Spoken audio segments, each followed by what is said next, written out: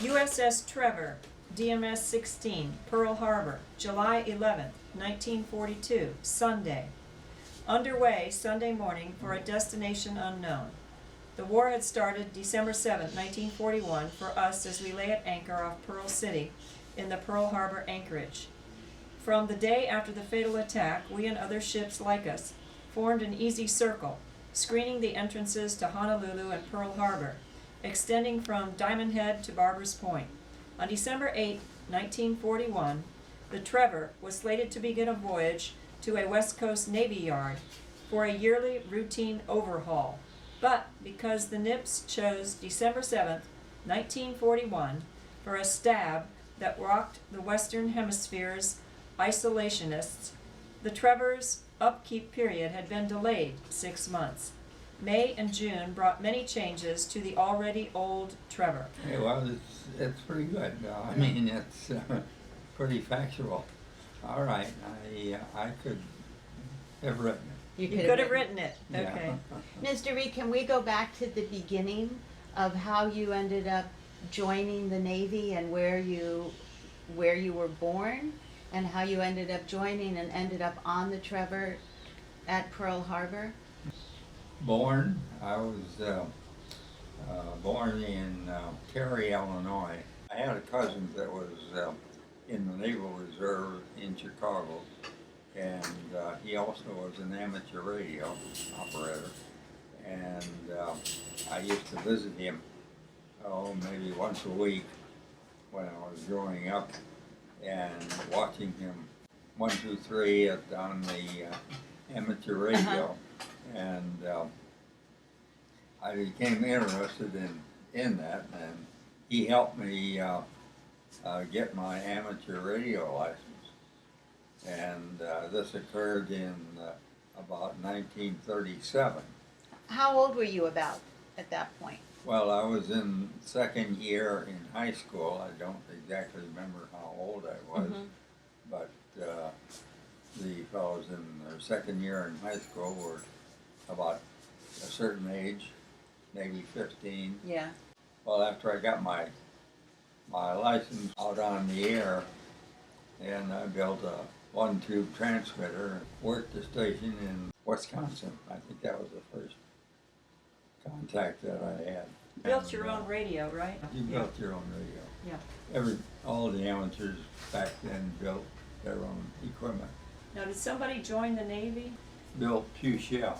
He was in the Naval Reserve, and would tell me about the trips they were making on Lake Michigan in the summertime and having a great time, and that sounded good to me. And so I wanted to do that too.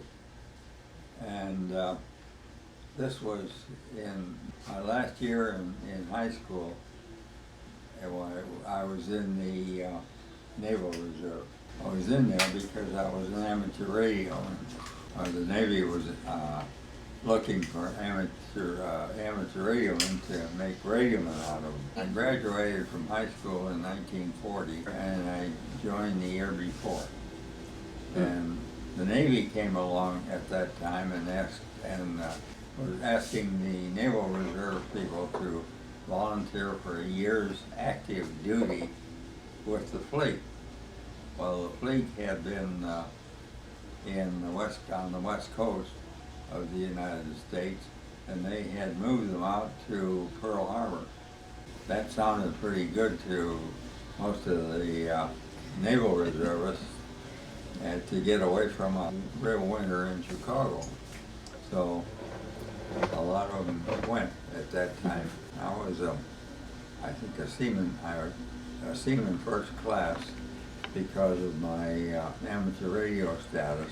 The fellows in the reserve said, why don't you wait until you get your third class badge, and so that you won't be put in the deck force, because all the seamen were normally put in the deck force of the ship. That was the hard labor, huh? Well, you chip paint, and yeah, you work. So did you get your third class badge? Well, yes, I got my third class badge. Tell more about the story. Radioman had to copy on a typewriter, Morse code on a typewriter. And my sister went to high school, and she had a typing course and all the typing books, and I used her typing books to teach me how to type. And I would practice on my radio, listening to stations that would send Morse code and copy them. Wow. And so I got to the point where I was doing, in the Navy you had to copy 25 words a minute, so I got up to that speed and was able to do it by the time I was sent to the year's active duty. And this occurred in 1940. That was a training station, Okay. well, similar to Great Lakes. Uh-huh. And I don't know whether you are familiar with any of the training stations, but they're built on shore. And they have a large number of sailors that are just coming in and being introduced to what the Navy, life in the Navy would be like. I didn't get my third class until about the summer of 1940. And then in September of 1940, then I got the orders to go to this training station in San Diego. And that was for a month's training. I've got a picture of the class. There were 2 third-class sailors in the group, and they took the 2 third-class sailors, and they sent us to another training episode with sonar equipment. Well, it was a sonar school. They had us aboard 4 ships, 4 World War I destroyers in San Diego Harbor. We would operate with a submarine that we would meet offshore, and they would run a straight line. Navy ships would make runs on them using the sonar as if you were making an attack on the submarine. Leaving the San Diego Harbor, why, after the runs were over and the operation for the day was concluded, there was a group of small islands off the Mexican coast, the North Mexican coast, that we would get behind and get out of the big swells of the Pacific. One day it was my turn to take a ride on the submarine. And when I did that and got on the submarine, and the submarine got underway, why, they had an emergency operation that there was a valve that was leaking on the submarine when it submerged. And they said they shipped about 900 gallons of water and immediately come to the surface. I was standing right next to the sonar unit, and one of the sailors, when this emergency occurred, he come over and give me a crank, and I guess he thought I was in the Navy and knew something about the operation of the submarine. Well, I didn't know anything, and he gave me this crank and put it in the deck of the submarine. He said, "Turn it." I didn't know which way to turn it. He didn't tell me which way to turn it. And so I froze and didn't do anything, because I was afraid that if I turned it the wrong way, I'd be letting in more water in the submarine. He didn't stay away too long when he see that I wasn't doing anything. He'd come back and turn the thing, and I think it was in the clockwise direction. But Well, you were lucky because there was another submarine that had the same kind of thing. there was another submarine called the Squalus, Uh-huh. And that was in about 1930s, maybe 1938 or 39, that had sunk on the east coast of the United States, up near, I guess, New London. Mm-hmm. A leaky valve? Same thing. They had people on it that tried to get off. I guess they got some people off, but it, So he was lucky. Yeah. yeah, I was lucky. The other sailor that was with me, that was in the sonar school, we were lucky, yeah. Yeah. They surfaced right away, didn't go down again. They said it was something that had stuck open accidentally Yikes. when they submerged. Mm-hmm. That's as much as I know about it. So anyway, I got back on my ship and told them the story, and we were lucky. Yeah. Submarine operated the next few days with no problem. How did you end up on the Trever and in Hawaii? The school ended. I wasn't transferred immediately. Well, I spent a whole year out at Pearl before the war started. On the Trever? Yes, on the Trever. I was transferred in San Diego to a ship called the Southard. That was the same type of ship that the Trever was. The Southard was a high-speed minesweeper, and I rode that out to Pearl Harbor on the Southard. And there were a couple of battleships that were going out to Pearl, and we acted as their escort. Ah. How did you get to the Trever? We got to Pearl, and I was standing ready to watches on the Southern. The Trever needed a radioman.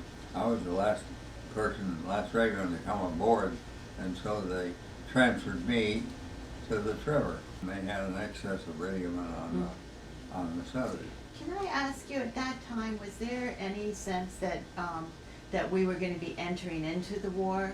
Was there talk among the seamen or among the sailors on the boat about possibly entering into World War II? As an enlisted man, the enlisted people in the Navy don't get in on any of the things that go on. Mm-hmm. And it goes through the whole war, Yeah. no matter where you are. The only thing that you know is what you can see and hear. Mm-hmm. And so when it happens, well, then you can talk about it. What was your rank at that point? You were a radio operator.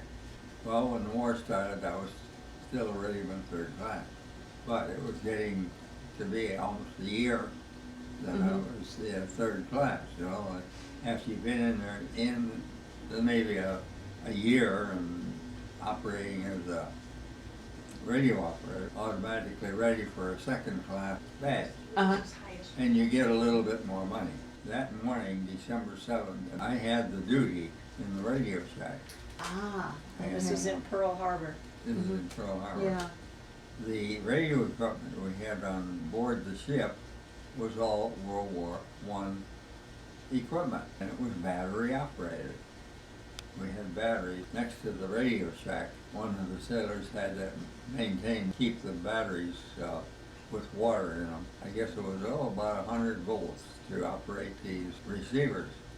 And we had a low frequency receiver below the broadcast band frequency, a high frequency receiver that went up to about 8 megacycles. We had two transmitters, one transmitter that would transmit lower frequency than the broadcast band, and we had another transmitter that would transmit above the broadcast band.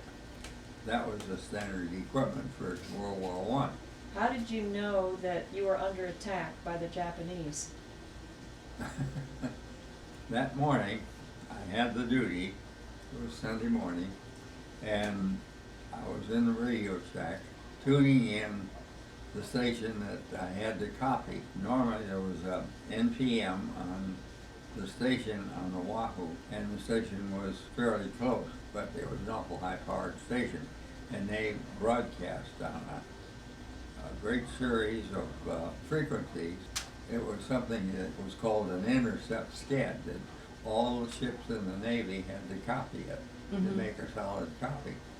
This is so that in case that you happen to miss out a message that was for you, you could go to any other ship and get a copy of it. How it covered the whole area into the Asiatic stations, and they broadcast on a number of frequencies, on high frequency, and one of these frequencies would work if one went out. But that morning, I got in the Radio Shack and started to tune the low frequency receiver up, because that's what we copied NTM on. It wasn't there. The station in San Diego had taken over the broadcast to the fleet, and so they weren't coming in real strong on the low frequency receiver, and I should have tuned on the higher frequency receiver, because that would have been a better receiver, the frequency to receive on. I was having a hard time copying away, and then all of a sudden we start hearing the bombs exploding. We were in Pearl City. You got Ford Island with the aircraft, all the aircraft down there. And then alongside of the Ford Island, they had the series of battleships, one after another. Settlers could get off the ship that way. On the other side of the island, they had the place to put the aircraft carriers. But the aircraft carriers weren't in. And a battleship that was used as a bombing target, yeah. Then there was another that had put in a three-stack carrier and something else to take up the space that the carriers would normally use. What happened to you? They want to know what happened to you. Oh, well, I just copied the San Diego station as best I could. What did you think was happening? Didn't know at first. And then? Nobody said anything. Well, I figured out something major was going on. But you had to stay at your station, right? At the radio at that time, even though you're hearing bombs outside. Yeah. You had to stay put and copy. I had to stay put and copy the code. And San Diego didn't know what was happening. I guess not. Okay. Not for a while, anyway. The thing was, after the bombing started, I think San Diego went off the air. I don't remember what was going on in that period, but they were a weak signal, and I was having trouble copying them anyway. So. Did you leave the Radio Shack? No, I didn't leave the Radio Shack. How did you find out about what was happening? Our first class radioman, he was on the forecastle. That was out there reading the morning paper, and he come running into the Radio Shack and said, "They're here." And of course, "They're here." I knew what he meant. What he meant, yeah. He sat down at the harbor circuit, and the harbor circuit was sending all ships underway, kept repeating the same message. So did you get underway?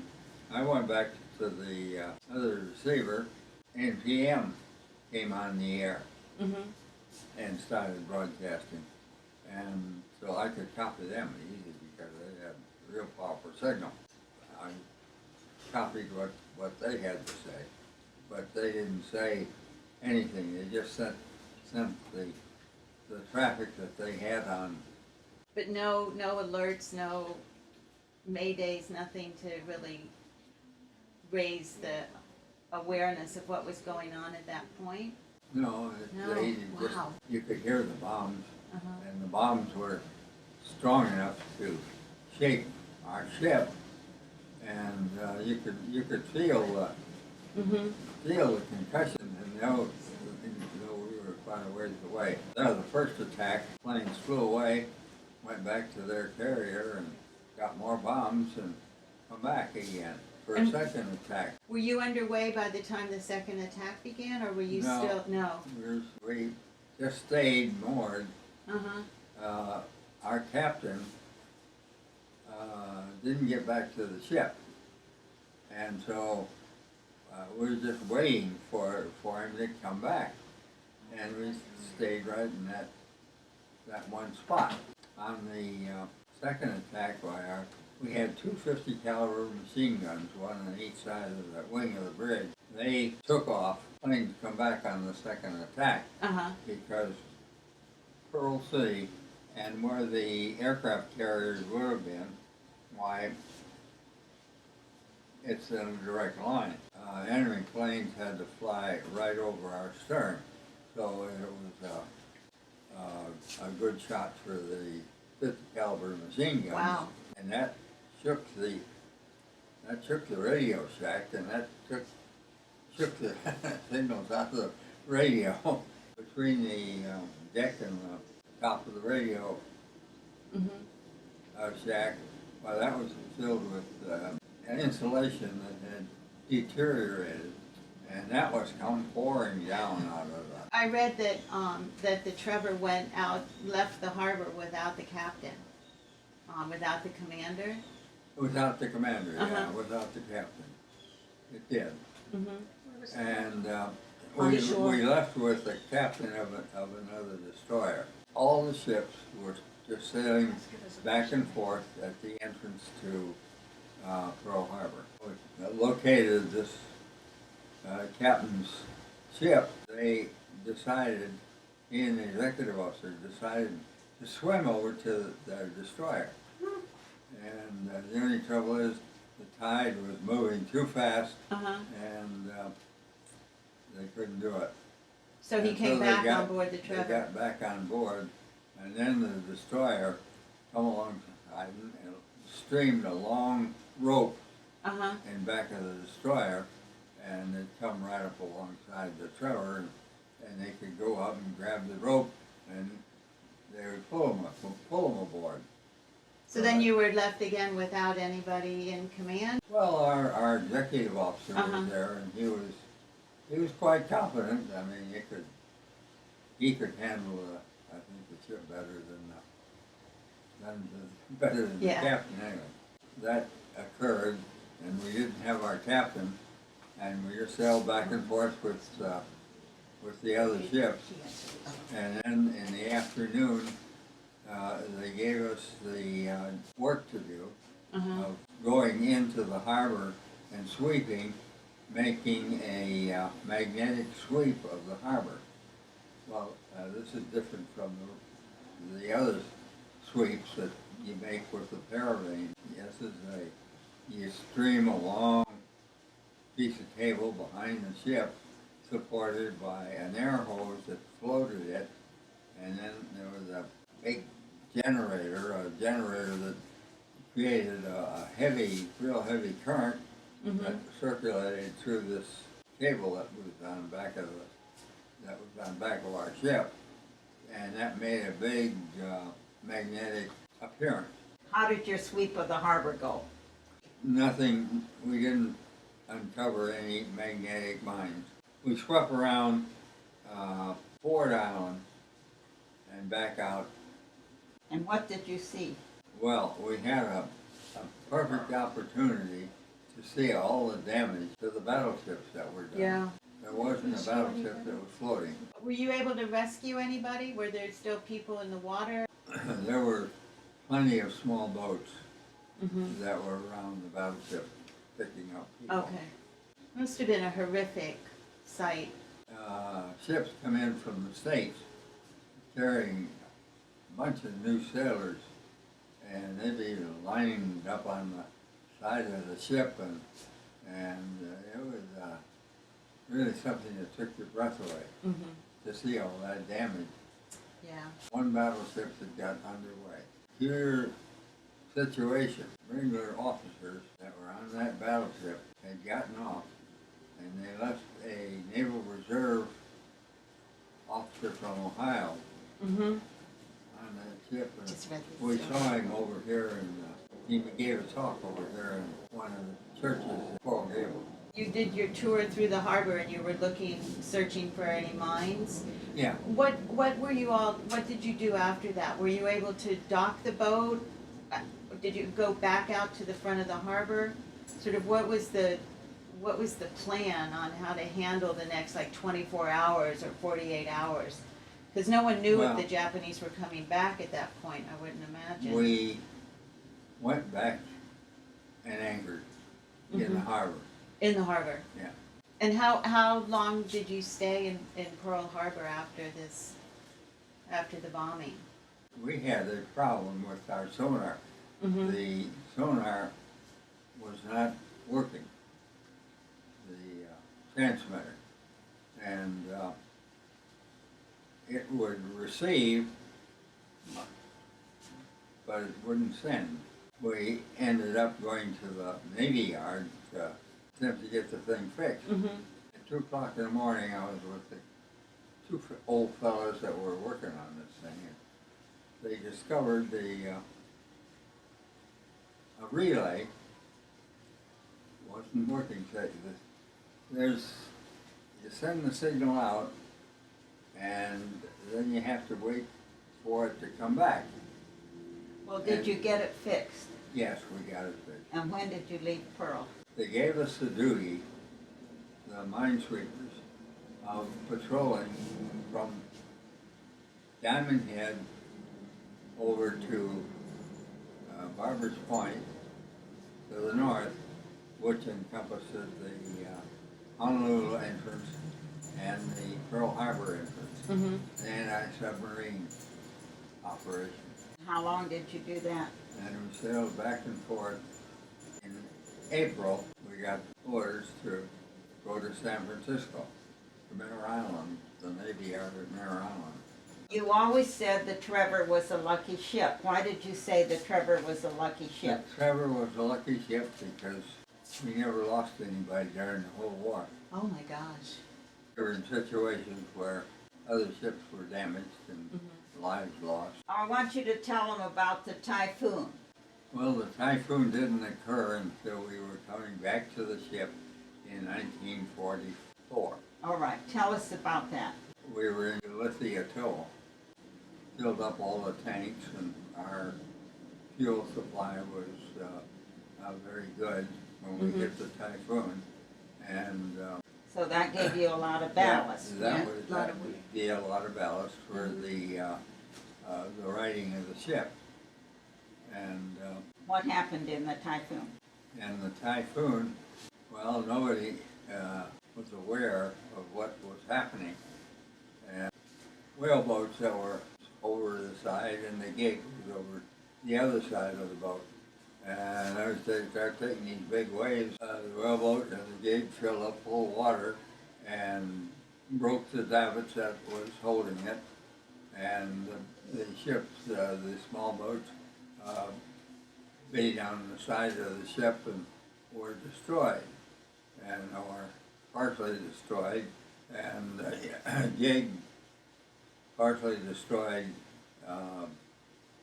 gig, was washed over the engine room hatches.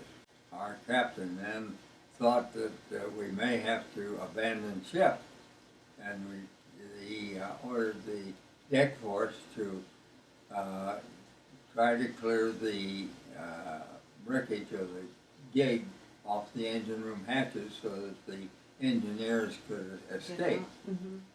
And well, it took a big wave over the side of the ship, and it picked up the gig and washed it over into the lifelines on the port side, and of course that broke the lifelines. And it also took 3 sailors, well, 4 sailors, and washed them overboard, but they grabbed a hold of the lifelines and got And back held on on. board. Wow. But Wow. the bosun's mate got washed overboard. Nobody knew it. He had a broken leg, and he even cut his dungarees in pieces and made tourniquets for his leg to stop the bleeding. Well, anyway, the captain wanted to turn the ship around and make an attempt to save him. Mm-hmm. And he called for a nice right rudder, and the ship wouldn't respond. The wind was blowing too hard. Mm-hmm. And even had somebody look at the steering engine to see whether everything was working all right back there. They still had the rudder, and it was working okay. The thing he could do would be to back on one screw and put the other one ahead, and just give a turning moment to turn the ship around. Mm-hmm. Well, it took an hour and 20 minutes to turn the ship around in all these big typhoon waves. Yeah. They got the ship turned around, and here the bosun's mate was blowing right into the side of the ship, and a couple of the sailors on board grabbed him and got him on board. The lucky Trever. And you had no warning that this typhoon was coming.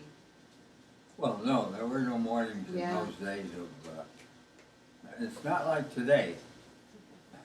Yeah, sure. We were lucky, we had the division doctor on board. They have one doctor for 4 ships. That's the division, and we had the division doctor on board. Well, he had this broken leg, and so they picked him up and took him down to the wardroom, and they operated on him on the wardroom table. And then they put him in the captain's bunk after they got through with the job on his leg. Uh-huh.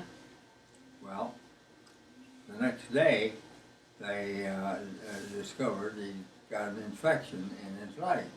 They got him to a hospital. Well, we were fairly close, within 200 miles of Guam. Mm-hmm. And Guam had been taken over by the Japs, and we recaptured Guam, and we took it back again and built a hospital on it. And so we went to Guam. Our radios didn't work, and the supply ship that we were with was a new one, and it survived the typhoon without very much trouble. We didn't have any radio to operate, so they must have sent the message to Guam to meet us there and take this boat. Yeah. They met us at the entrance to the harbor, and we transferred the boatswain over to their 50-foot motor launch, and they went into the port again, and so they got him to the hospital. Now where do we go? The sister ship to the Trever, the Southard, the ship that had the Cane Mutiny. We Same. spent a little bit of time on the Southard. I was thinking of this story about when you were transporting all the gasoline, Yeah. plywood Guadalcanal. boats, and yeah. Well, we made several trips up to Guadalcanal with gasoline because Henderson Air trip on Guadalcanal was taken over from the Japs. Had to get gasoline for the planes to operate, and there was nothing that was getting into the Guadalcanal. There wasn't another stuff transported up there is to take it up in transports, and that was a big operation. Mm-hmm. And getting one little destroyer in there at night, we get there right at the break of day, and the Higgins boats would meet us and close to shore, and you'd get all this gasoline in the Higgins boats, and they'd take it over to the airfield, and then they'd be able to operate. Well, and every day there was one minesweeper that went up there with gasoline, and our turn would come around every few days. And then what about the Japanese ships that appeared? Well, this was later in the war. I thought it was while you were doing the gasoline on Guadalcanal. This was later in the war, and something that, as an enlisted man, I didn't know, but the Japs had a big push They were on one end of Guadalcanal, and we were about in the middle. And the airstrip was in the middle. They wanted to take back the airstrip.